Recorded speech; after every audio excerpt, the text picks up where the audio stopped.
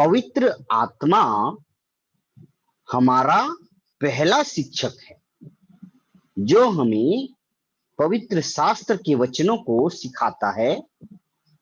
दूसरा शिक्षक परमेश्वर का वचन है, जो हमें निरंतर हमारे जीवन को कैसे जीना है यह सिखाता है। और उसके बाद फिर परमेश्वर के अभिषिक्त दास कलीसिया का पासवान, जो पवित्र आत्मा से सीखकर, परमेश्वर के वचनों से सीखकर हमको हमारे दैनिक जीवन में किस प्रकार से जीवन जीना है सिखाता है, वह हमारे शिक्षक है। तो हम देखते हैं, हम सुनते हैं यहाँ कि मसीह जीवन में ढल जाने के बाद, कलीसिया में शामिल हो जाने के बाद, यीशु मसीह को उद्धारकर्ता के रूप में स्वीकार कर लेने के बाद हमको इन तीन शिक्षकों से लगातार सीखते रहना चाहिएगा। आमीन।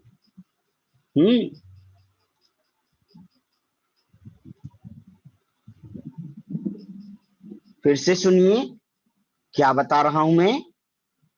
प्रभु यीशु मसीह को उद्धारकर्ता स्वीकार करने के बाद हमको अपने इन तीन शिक्षकों से लगातार सीखना पड़ेगा।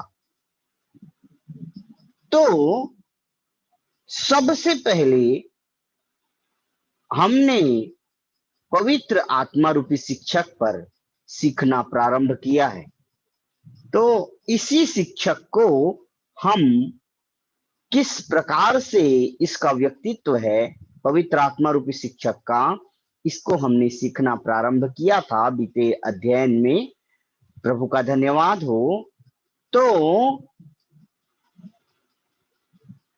आज हम पवित्र आत्मा के विषय में एक और गहरी बातों को सीखेंगे। हम निकालेंगे पहला यूहन्ना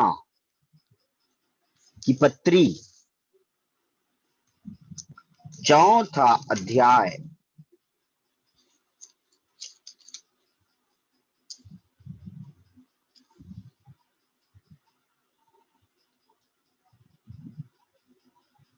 दूसरा पद। परमेश्वर का आत्मा तुम इस रीति से पहचान सकते हो। परमेश्वर का आत्मा, तो पवित्र आत्मा को परमेश्वर का आत्मा कहा गया है।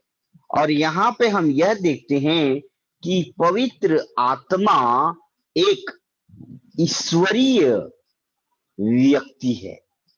पवित्र आत्मा एक ईश्वरीय व्यक्ति है, ईश्वरीय व्यक्ति है पवित्र आत्मा। और इस पवित्र आत्मा को, जो मेरा और आपका शिक्षक है, इसको एक ईश्वरीय व्यक्ति के रूप में देखा गया है। एक ईश्वरीय व्यक्तित्व है पवित्र आत्मा। और यहाँ पे हम उसको पवित्र आत्मा या परमेश्वर की आत्मा कहा गया है।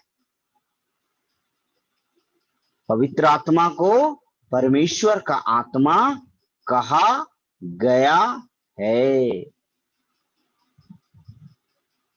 फिर प्रेरितों के काम, 5वां अध्याय निकालेंगे।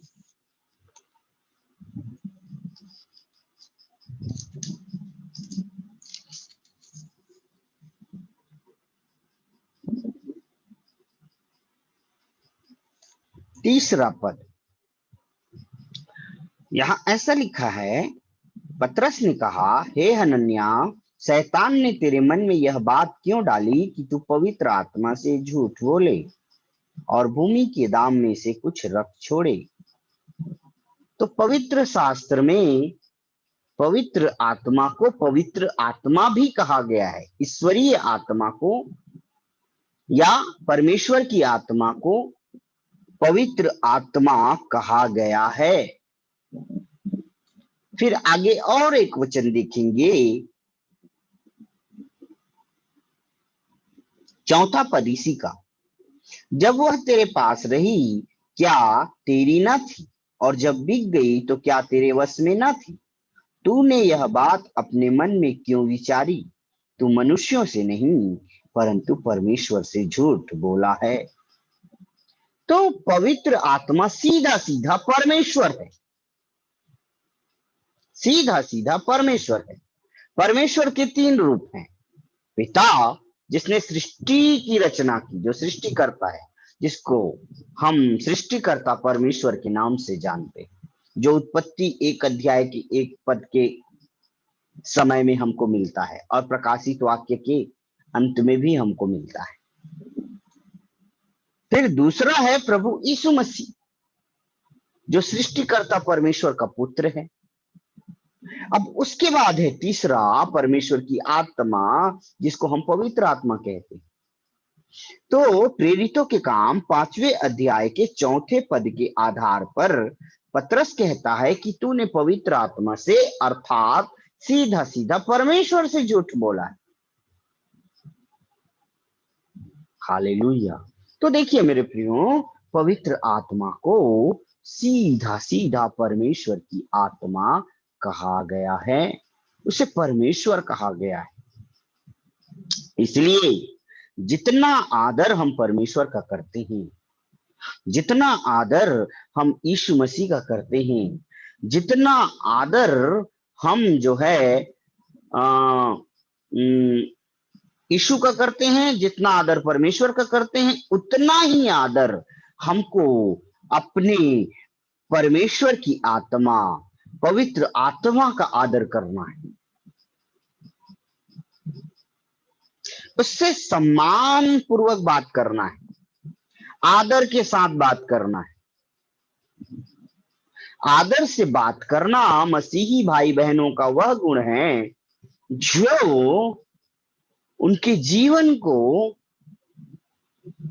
एक सुंदरता प्रदान करती है, आत्मिक जीवन को।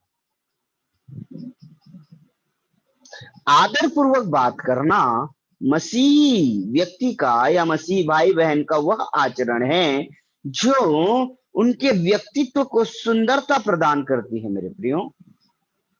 इसलिए हम किसी मनुष्य से, अपने पति से, पत्नी से, पड़ोसी से, रिश्तेदार से, अपने अगुओं से, माता पिता से, हम मसीही भाई बहन आदर पूर्वक बात करना है। आमीन, हालेलुया।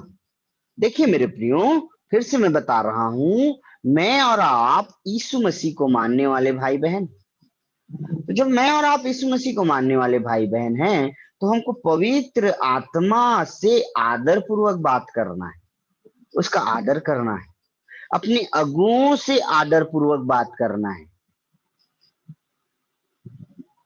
फिर अपने परिवार में पति या पत्नी से आदर पूर्वक बात करना है, बच्चों से आदर के साथ बात करना है, माता पिता से आदर पूर्वक बात करना है, पड़ोसी से, कलीसिया में पाए जाने विश्वासी भाई बहनों से आदर पूर्वक बात करना है।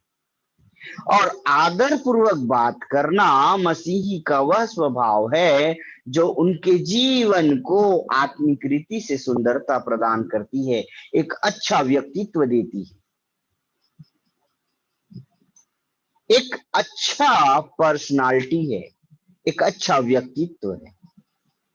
वापस आएंगे, हम पवित्र आत्मा का आदर करना, कभी भी उससे झूठ नहीं बोलना, कभी भी उसे तू कह के बात नहीं कहना, आप बोलना, पवित्र आत्मा, परमेश्वर को आप बोलना, यीशु मसीह को आप बोलना। हालेलुया। उसे रे नहीं बोलना, उसका सम्मान करना है।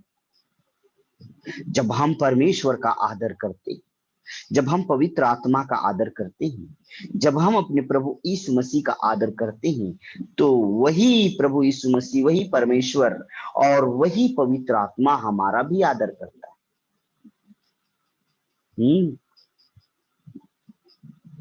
हालेलुया।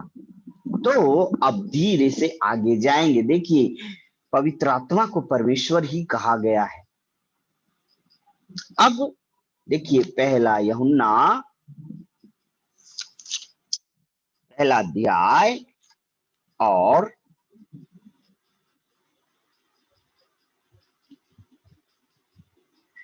दूसरा और तीसरा पद। पहला यूहन्ना पहला अध्याय दूसरा और तीसरा पद। यहाँ ऐसा लिखा है, यह जीवन प्रकट हुआ और हमने उसे देखा और उसकी गवाही देते हैं और तुम्हें उस अनंत जीवन का समाचार देते हैं जो पिता के साथ था और हम पर प्रकट हुआ, और जो हमने देखा और सुना उसका समाचार तुम्हें भी देते हैं, इसलिए कि तुम भी हमारे सहभागी हो। हमारी सहभागिता पिता के साथ और पुत्र यीशु मसीह के साथ है। यहाँ प्रभु कहता है कि पवित्र आत्मा पिता और पुत्र के साथ एकता में है। देखिए, क्योंकि मत्ती रचित सुसमाचार और उसका 28 अध्याय, वापस आएंगे, मत्ती रचित सुसमाचार 28 अध्याय और उसका 19 पद। जाओ, सब जाति के लोगों को चेला बनाओ और उन्हें पिता और पुत्र और पवित्र आत्मा के नाम से बपतिस्मा दो।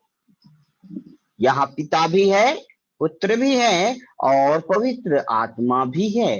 तो पवित्र आत्मा एकता में है, परमेश्वर के साथ एकता में है, त्रिएक परमेश्वर के साथ एक है।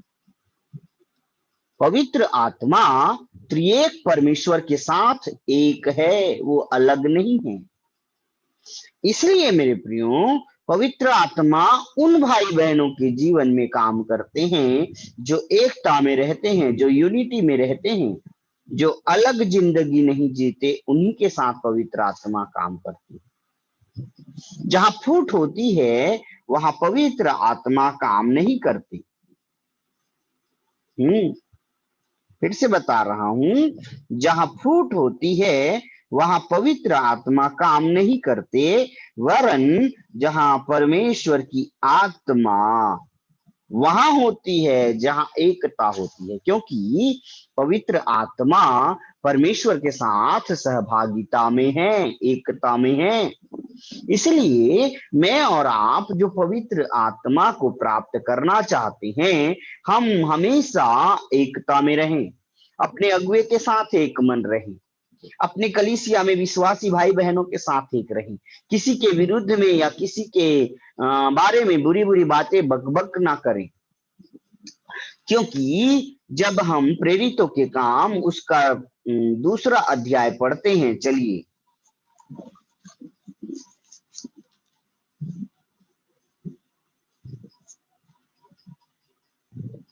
दूसरा अध्याय का पहला पद। जब पिन्तेकुस्त का दिन आया तो वे सब एक जगह इकट्ठे थे। फिर चौथा पद, वे सब पवित्र आत्मा से भर गए। मैं क्या बता रहा हूं, पवित्र आत्मा एकता में काम करती है मेरे प्रियो।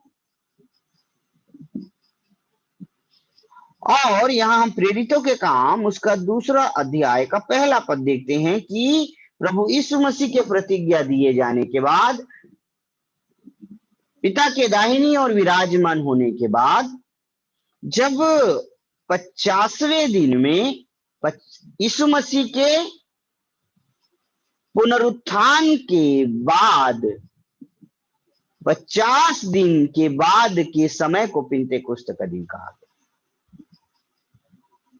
हालेलुया।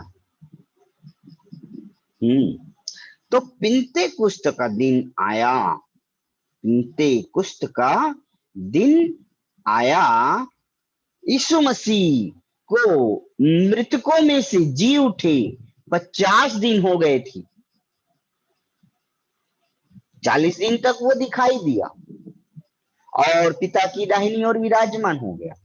और उसके बाद 120 चेले लगातार लगातार प्रभु यीशु मसीह का इंतजार करते रहे, पवित्र आत्मा का इंतजार करते रहे। वो आएगा हमें लेने, वो आएगा, वो आएगा, हमें फिर से दिखाई देगा। ऐसा करके उपवास के साथ प्रार्थना करते रहे, आराधना करते रहे, प्रभु के वचनों को मनन करते रहे। और ऐसा करते करते 10 दिन बीत गया और 120 लोग 10 दिन तक इंतजार कर रहे थे और प्रार्थना कर रहे थे। इसी समय पिंतेकुस्त का दिन आ गया और फिर जब पिंतेकुस्त का दिन आया तो अचानक से जो 120 लोग इकट्ठे थे वहां अचानक से आकाश से बड़ी आंधी आई, सनसन सनसन का शब्द हुआ और सारा घर जहां वो बैठे थे गूंज गया। फिर आगे क्या लिखा है, उनको आग की सी जीभें फटती हुई दिखाई दी और उनमें से हर एक पर आग जो है आ ठहरी और वे सब पवित्र आत्मा से भर गए। पवित्र आत्मा से भरना ही पवित्र आत्मा का बपतिस्मा है मेरे प्रियो। पवित्र आत्मा का स्पर्श, पवित्र आत्मा से भरना ही पवित्र आत्मा का बपतिस्मा है। और ये 120 लोग एक जगह इकट्ठे थे और चौथा पद कहता है कि जब वे एक जगह इकट्ठे थे और प्रार्थना कर रहे थे, आराधना कर रहे थे, प्रभु यीशु मसीह के वचनों को मनन कर रहे थे, तो इसी समय अचानक पवित्र आत्मा उतर आया। हालेलुया। और देखिए बाइबल कहती है वे सब पवित्र आत्मा से भर गए। तो मेरे को और आपको पवित्र आत्मा से भरना है तो हमको यूनिटी में रहना पड़ेगा, एकता में रहना पड़ेगा, क्योंकि पवित्र आत्मा पिता और पुत्र के साथ सहभागी है, वो एकता में है, वो अलग अलगाव में नहीं है। और यहाँ हम प्रेरितों के काम उसके दूसरे अध्याय के पहले पद और चौथे पद में पाते हैं कि पवित्र आत्मा जो है वो एक जगह इकट्ठे लोगों पर जो प्रार्थना और आराधना कर रहे थे वहां पे उतर आया। आज यदि आपको पवित्र आत्मा अपने जीवन में चाहिए तो हमको प्रार्थना करना है, आराधना करना है, परमेश्वर के वचनों को मनन करना है, अपने जीवन को कहना है कि प्रभु मेरे गुनाहों को पाक और साफ कर दे, प्रभु मुझे क्षमा कर दे, मेरे शरीर को प्रभु आप शुद्ध और पवित्र कर दीजिए, मेरी आत्मा और प्राण को भी प्रभु शुद्ध और पवित्र कर दीजिए यीशु अपने लहू से।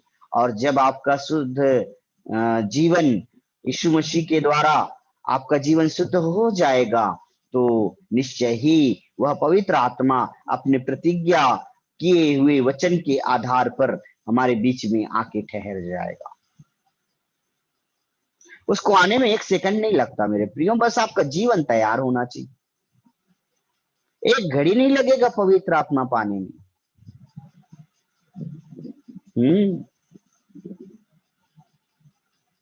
अनुभव में लाइए उसे, पवित्र आत्मा को अपने जीवन में।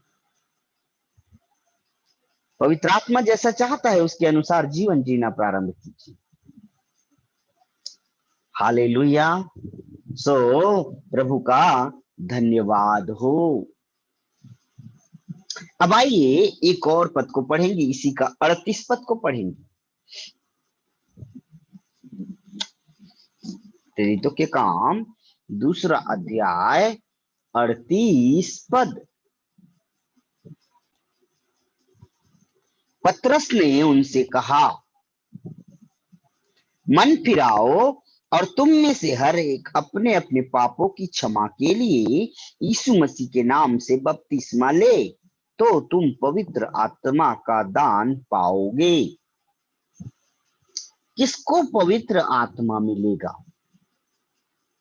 यहां स्पष्ट रूप से वचन में लिखा है, मन फिराने वाले व्यक्ति जब मन को फिरा लेते हैं और अपने पापों की क्षमा के लिए यीशु मसीह के नाम से जब बपतिस्मा ले लेते हैं तब उनको पवित्र आत्मा का दान दिया जाता है।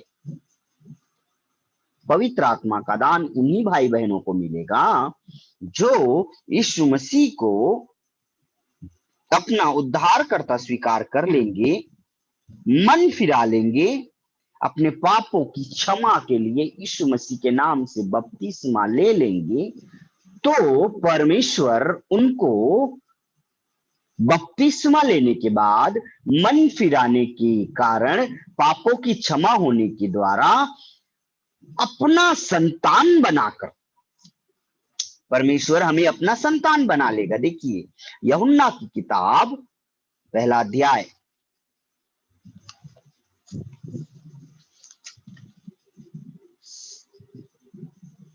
यूहन्ना की किताब पहला अध्याय 12 और 13 पद। यहां ऐसा लिखा है, परंतु जितनों ने उसे ग्रहण किया उसने उन्हें परमेश्वर की संतान होने का अधिकार दिया, अर्थात उन्हें जो उनके नाम पर विश्वास रखते हैं, वे न तो लहू से, न शरीर की इच्छा से, न मनुष्य की इच्छा से, परंतु परमेश्वर से उत्पन्न हुए। तो एक व्यक्ति, सुनिएगा ध्यान से, एक व्यक्ति जो अपने मन को फिराकर यीशु को उद्धारकर्ता स्वीकार करके, सुसमाचार पर विश्वास करके, वचन को ग्रहण करके, जब पिता और पुत्र और पवित्र आत्मा के नाम से अपने पापों की क्षमा के लिए बपतिस्मा ले लेता है, तो बपतिस्मा लेने के बाद तुरंत परमेश्वर को जब हम ग्रहण करने लेते हैं, तब तुरंत परमेश्वर हमको अपना संतान बना लेता है। लहू के द्वारा नहीं, शरीर के द्वारा नहीं, मनुष्य की इच्छा नहीं, परंतु हम उस समय परमेश्वर से पैदा हो जाते हैं। और जब हम परमेश्वर से पैदा हो जाते हैं तो परमेश्वर हमको अपना संतान बना लेता है, और जब हम उसके संतान बन जाते हैं तब हमको दान के रूप में परमेश्वर जो है अपने संतानों को पवित्र आत्मा दान में दे देते। तो पवित्र आत्मा हमको दिया गया एक गिफ्ट है, उपहार है, जो परमेश्वर के द्वारा अपने संतानों को दिया जाता है। जो परमेश्वर के संतान बन गए ना, उनको पवित्र आत्मा उपहार के रूप में, गिफ्ट के रूप में, दान के रूप में दिया जाता है। इसलिए पवित्र आत्मा पाना है तो मन फिराना, सुसमाचार पर विश्वास करना, अपने पापों की क्षमा पाना, पिता और पुत्र और पवित्र आत्मा के नाम से बपतिस्मा लेना और परमेश्वर की संतान बन जाइए। इन सब कारणों के कारण, क्योंकि आपने मन फिरा लिया, क्योंकि आपने सुसमाचार पर विश्वास किया, क्योंकि आपने वचन को ग्रहण किया, क्योंकि आपने पिता और पुत्र और पवित्र आत्मा के नाम से बपतिस्मा लिया, और इन सब कार्यों को करने के द्वारा परमेश्वर जब आपको अपना संतान बना लेगा, तब वह आपको पवित्र आत्मा उपहार में देगा। हालेलुया। तो उपहार क्या है मेरे प्रियो? जब हमारे घर में हमारे बेटे और बेटियों का जन्मदिन होता है, अभी आने वाले समय में हमारी बेटी का जन्मदिन आने वाला है, तो अपने बेटी के जन्मदिन पर उसको जो चाहिए, जो उसकी आवश्यकता है, या उसकी आवश्यकता से भी बढ़कर एक अच्छा माता पिता उनको एक छोटा सा उपहार देते, बिना मांगे सरप्राइज गिफ्ट मिलता है। कुछ इसी रीति से मेरे प्रियो ध्यान दीजिए, हमारा परमेश्वर जो हमारा पिता है, जो हमारा प्रभु है, जो ये सृष्टि का सृष्टिकर्ता है, वह भी जब हम नए जन्म का स्नान प्राप्त करते हैं, जब हम शुद्ध और पवित्र हो जाते हैं यीशु के लहू के द्वारा, परमेश्वर को जब हम ग्रहण कर लेते हैं, तब वही परमेश्वर हमको उपहार में अपने संतानों को पवित्र आत्मा गिफ्ट में देता है। और यह गिफ्ट किसके किसके लिए? यह गिफ्ट किसके किसके लिए? तुम्हारे लिए। 39 पद के अनुसार प्रेरितों के काम 2 अध्याय के 39 पद के अनुसार यह पवित्र आत्मा का गिफ्ट दान तुम्हारे लिए, तुम्हारे संतानों के लिए और दूर दूर के लोगों के लिए भी है, जिनको प्रभु परमेश्वर अपने पास बुलाएगा। जिसको प्रभु बुलाता है ना मेरे प्रियो, उसको वह पवित्र आत्मा भी देता है। और हम बुलाए हुए हैं, और जब हम बुलाए हुए हैं परमेश्वर के राज्य में जाने के लिए, स्वर्ग में जाने के लिए, तो वो हमको पवित्र आत्मा क्यों ना देगा। देखिए, मत्ती रचित सुसमाचार निकालेंगे।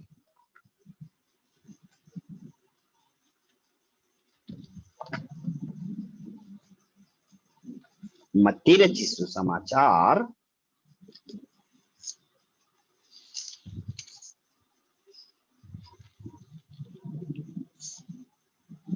7वां अध्याय 9 पद। तुम में से ऐसा कौन मनुष्य है, यदि उसका पुत्र रोटी मांगे तो वह उसे पत्थर दे, या मछली मांगे तो उसे सांप दे। अतः जब तुम बुरे होकर अपने बच्चों को अच्छी वस्तुएं देना जानते हो, तो तुम्हारा स्वर्गीय पिता अपने मांगने वाले को अच्छी वस्तु क्यों ना देगा। अपने मांगने वाले को तुम्हारा स्वर्गीय पिता अच्छी वस्तु क्यों ना देगा। हम रोटी मांगते हैं, कपड़ा मांगते हैं, मकान मांगते हैं, अपने सुख विलास का जीविका मांगते हैं। क्या हमने पवित्र आत्मा मांगा? प्रभु, हम तो आपके संतान बन गए हैं, हमने आपको प्रभु करके ग्रहण कर लिया है, प्रभु हमें पवित्र आत्मा दीजिएगा क्या? हम मांगते हैं क्या?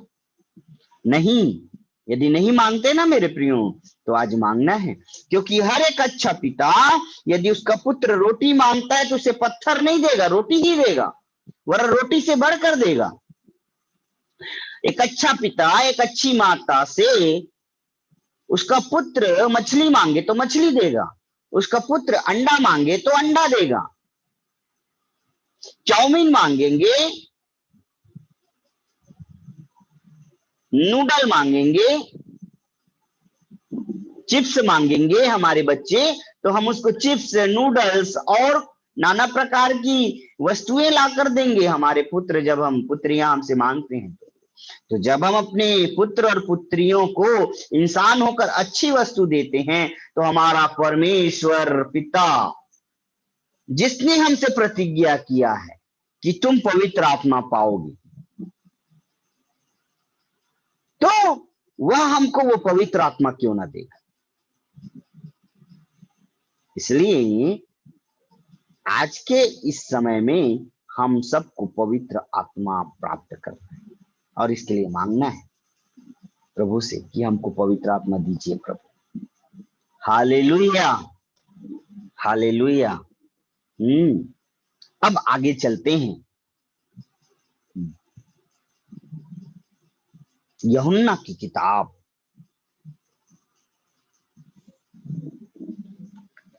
14 अध्याय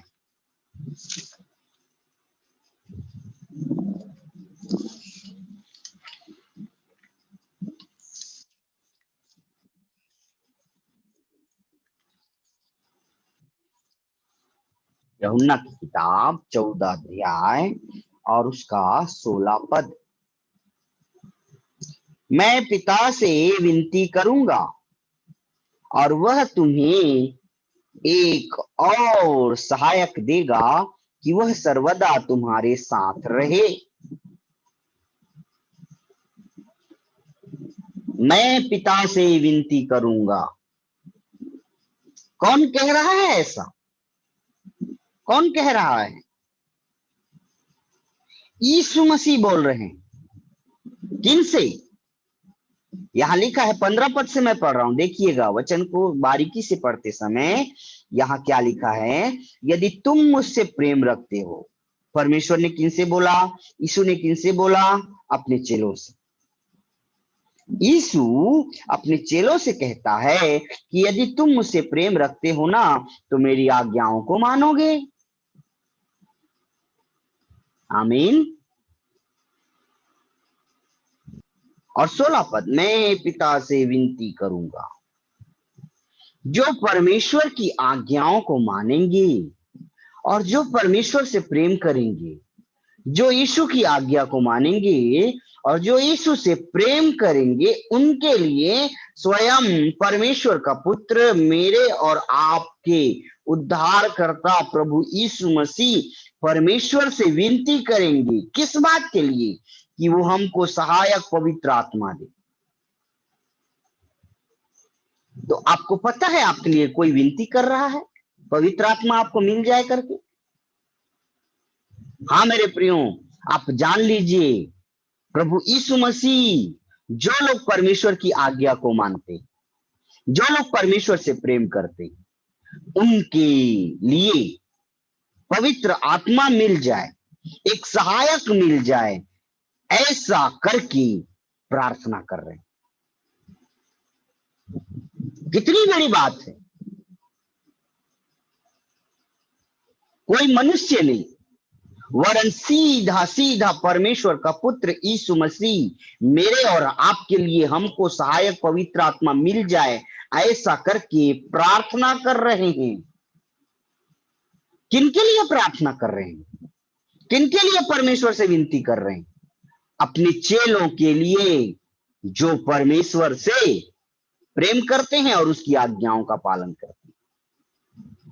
यदि आप ऐसे हैं जो परमेश्वर से प्रेम करते हैं और उसकी आज्ञाओं का पालन करते हैं, तो यीशु मसीह आपके लिए भी आज परमेश्वर से विनती कर रहा है कि वो आपको सहायक पवित्र आत्मा दे। हालेलुया। अब देखिए, यूहन्ना की किताब 11 अध्याय निकालते हैं।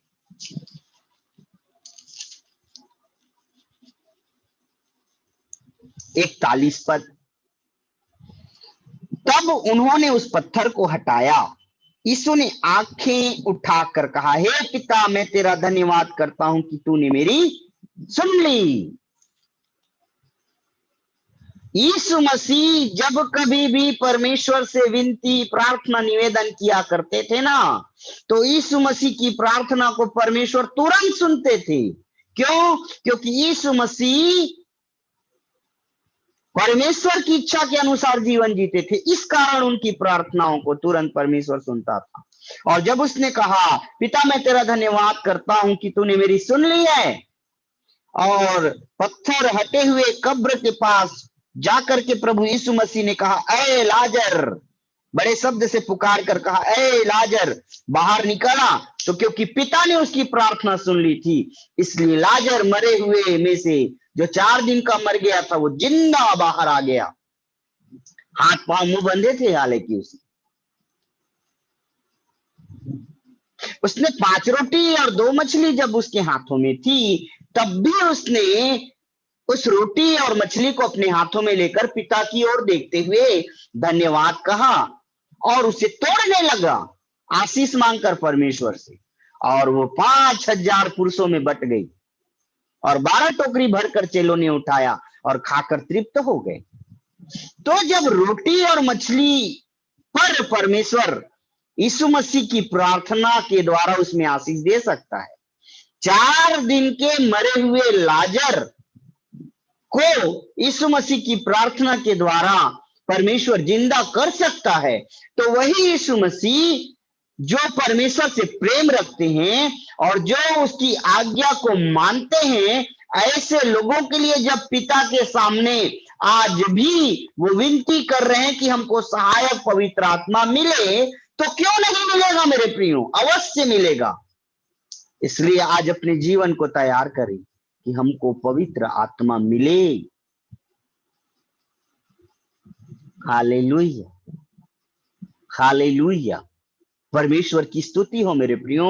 हाँ, यह सत्य आज आप स्वीकार कर लीजिए कि आपके लिए मेरा उद्धार करता प्रभु यीशु मसीह विनती कर रहा है।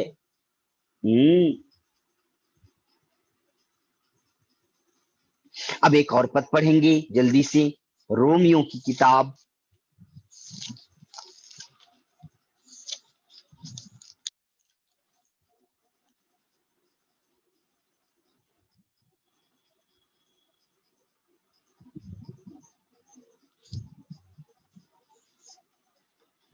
8वां अध्याय और 9वां पद। यहां क्या लिखा है? परंतु जबकि परमेश्वर का आत्मा तुम में बसता है तो तुम शारीरिक दशा में नहीं परंतु आत्मिक दशा में हो। यदि किसी में मसीह का आत्मा नहीं तो वह उसका जन नहीं। यदि किसी व्यक्ति के जीवन में मसीह का आत्मा अर्थात सहायक आत्मा अर्थात परमेश्वर का आत्मा अर्थात पवित्र आत्मा यदि नहीं है तो वो परमेश्वर का जन नहीं है। इसलिए मेरे और आपके जीवन में परमेश्वर का जन बनने के लिए, परमेश्वर की प्रजा बनने के लिए पवित्र आत्मा की आवश्यकता है। पवित्र आत्मा का होना अनिवार्य है। और मेरे प्रियो, जब पवित्र आत्मा हमारे अंदर नहीं रहता तो हम शारीरिक दशा में, वरन पवित्र आत्मा जब हमारे अंदर रहता है तो हम आत्मिक दशा में होंगे। और यही पवित्र आत्मा हमारे जीवन में होने के कारण हम उसके बेटे और बेटियां बनेंगे। आमीन। सो परमेश्वर आप सबों को इन वचनों के द्वारा आशीष दे। आमीन।